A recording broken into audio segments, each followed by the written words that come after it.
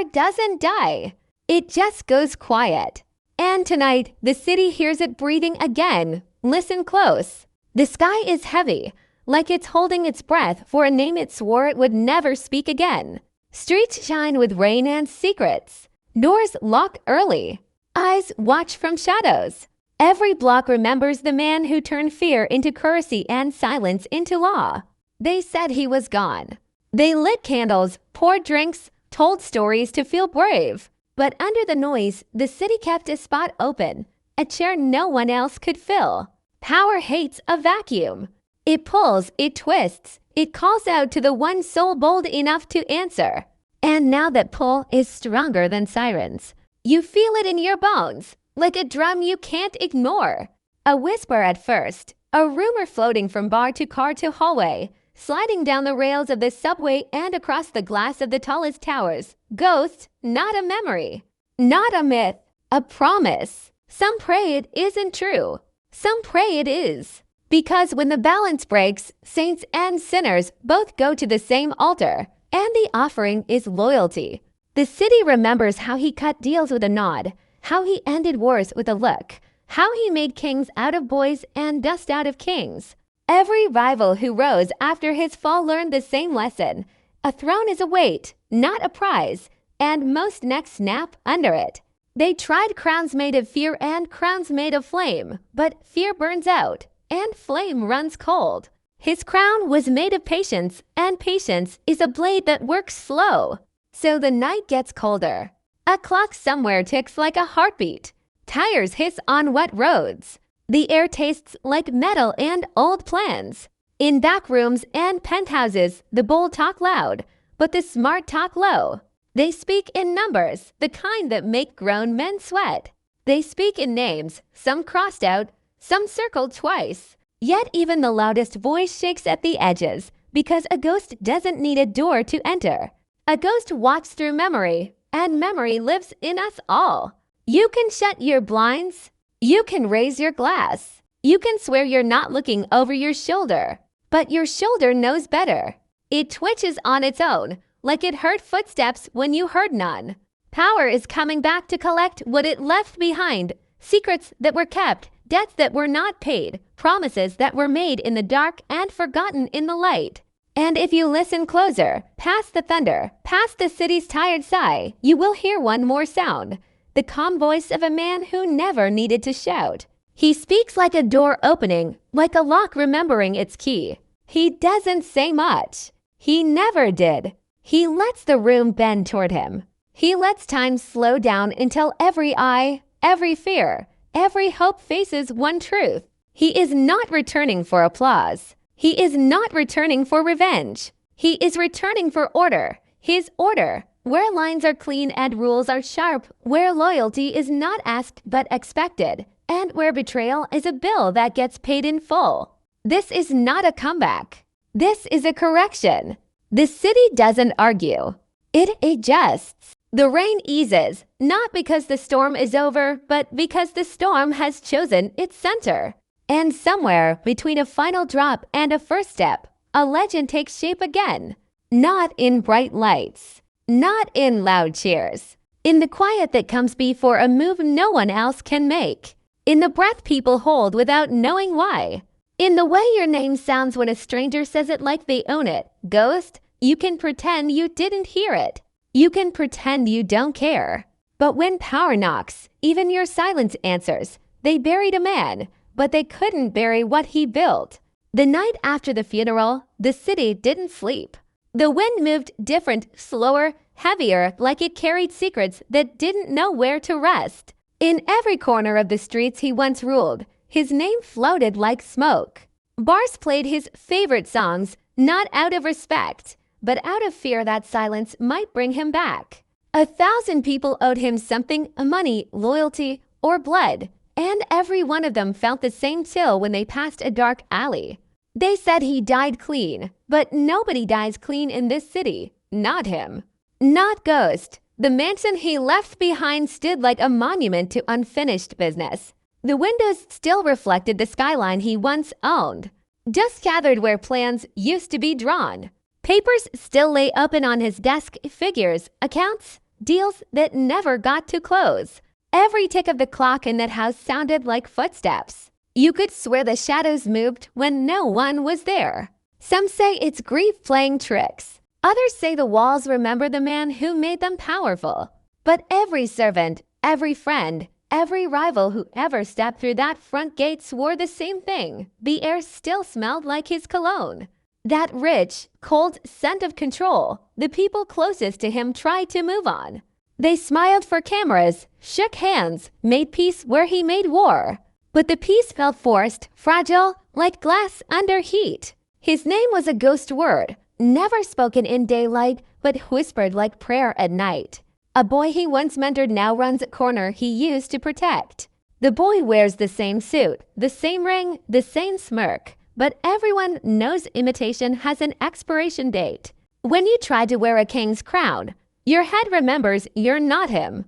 And one by one, those trying to live off his name start disappearing, quietly, no headlines, no noise. Just gone. Rumors start small. A driver swears he saw a black car at the pier. Same model ghost drove. A woman hears his voice in a call that cuts out. Security cameras catch a silhouette that looks too familiar. They say it's impossible, that the dead don't make phone calls. But this isn't about the dead. This is about power, and power doesn't follow the rules of the living. Power lingers, it waits. It chooses when to show its hand. And now it's starting to whisper again through the cracks of the city.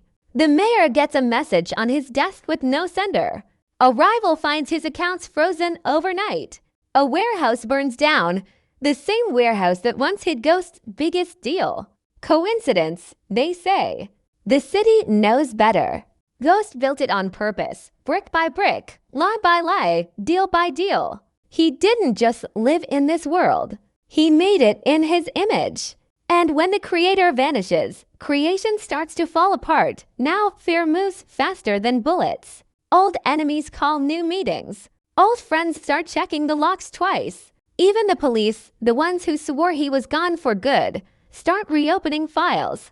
Every report ends the same. No evidence. No trace. But evidence was never his style. He was a shadow that made daylight look guilty. He turned loyalty into courtesy and betrayal into a lesson.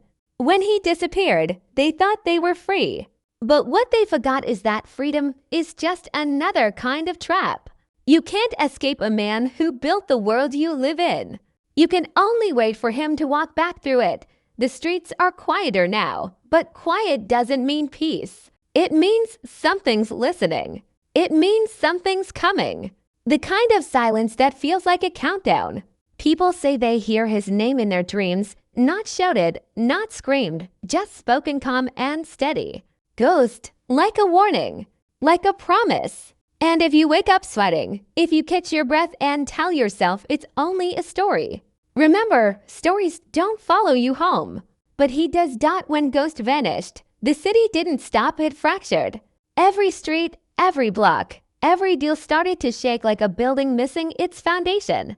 The throne he left behind didn't stay empty for long. Power never does. Men who used to kneel started to stand.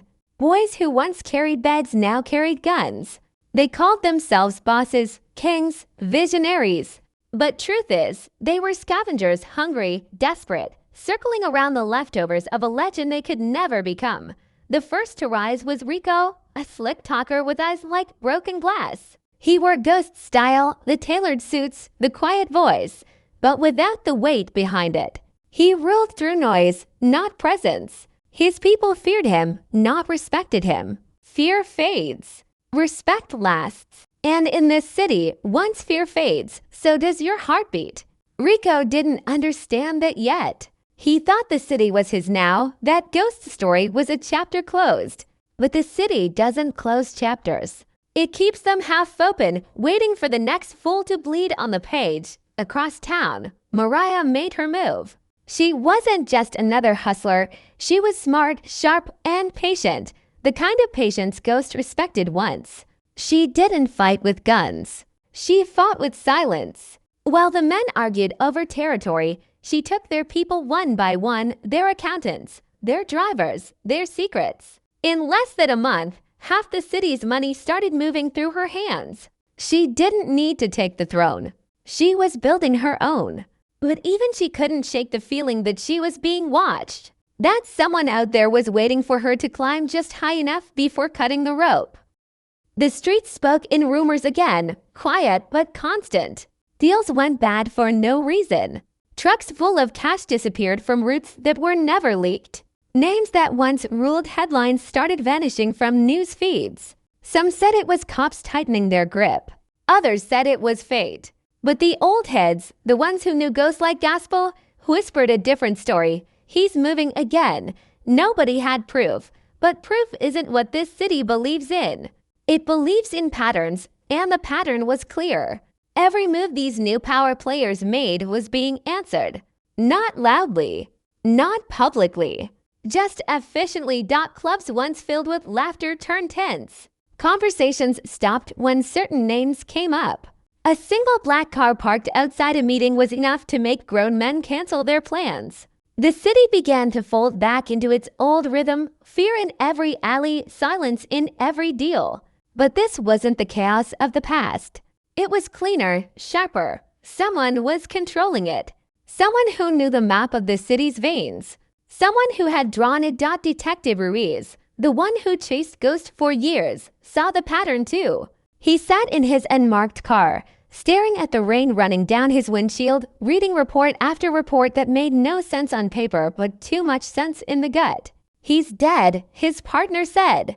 Ruiz didn't answer. He just closed the file and looked out into the night. Some things don't die.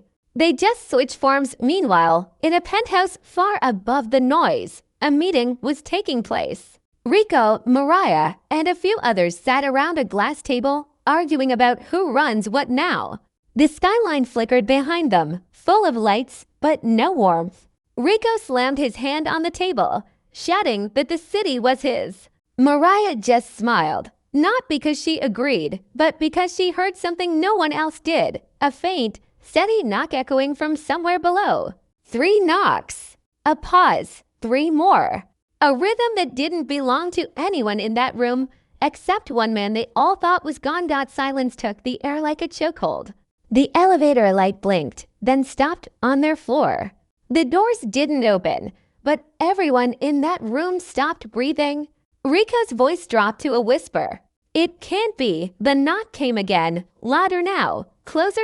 In that moment, the city shifted again. Not with explosions, not with screams, but with understanding. The real players knew what it meant. The game wasn't theirs to control. It never was. Power doesn't belong to those who reach for it. It belongs to the one who can take it back. By midnight, the rain stopped. The streets glistened like mirrors, reflecting a skyline that looked the same, but wasn't. The air had changed. The balance had changed. And from that night forward, every deal, every whisper, every plan carried a single question that no one dared to say out loud. There's a strange kind of silence that comes before change, not peace. Not calm, but the hush before the city remembers who it truly belongs to. That silence arrived tonight. It started at the edges, in alleys, in basements, in rooms where whispers rule. Phones buzzed with blocked numbers. Doors creaked open where no one knocked. Somewhere downtown, a car engine started, smooth and quiet, like it had been waiting years for this exact moment. The city didn't know it yet, but something ancient in its bones did. He's back. The night was cold enough to freeze breath, but under the chill, the streets pulse with heat, fear, excitement, confusion. The legends never said how a ghost returns. They just said he always does. Some said he faked his death. Some said he never died. Some said power itself refused to let him go. Whatever the truth, it didn't matter now. What mattered was that the city felt him again. The rhythm of its heart shifted. The rules started to bend. Every player, big or small, paused to listen to that invisible heartbeat echoing through concrete and glass. In the same penthouse where the new rulers gathered, the air thickened like smoke. The lights flickered once, then again. Rico stood by the window, staring into the night like it owed him an answer. His reflection stared back, but behind it, for a blink, another figure appeared. Sharp suit, still frame, familiar. Rico turned fast, hand reaching for his gun. But there was no one there. Just the echo of something old, something powerful. His pulse raced. He muttered to himself that it was nothing, that ghost was gone, that the dead don't return. But the mirror didn't agree. It trembled, almost mocking him, as if laughing at his certainty. Across town, Mariah sat alone in her office, counting the cash flow from her latest score. Every number lined up perfectly, except one. An account she hadn't touched in years suddenly showed movement. Transfers, big ones, precise ones, leading to a name that shouldn't exist. The name froze her fingers on the keyboard. J. St. Patrick Holdings. Her breath caught. The lights dimmed. A voice message pinged into her phone with no caller ID. She pressed play. No words, just breathing. Calm, steady, like a man standing right behind her. Then, just before the line cut, a soft whisper, "You can't kill what was never dead." The phone hit the floor before she could breathe again. By dawn, the news began to spread like fire in dry air. Nobody said his name outright. They said he's back, or the boss returned, or simply it's time. Meetings were canceled.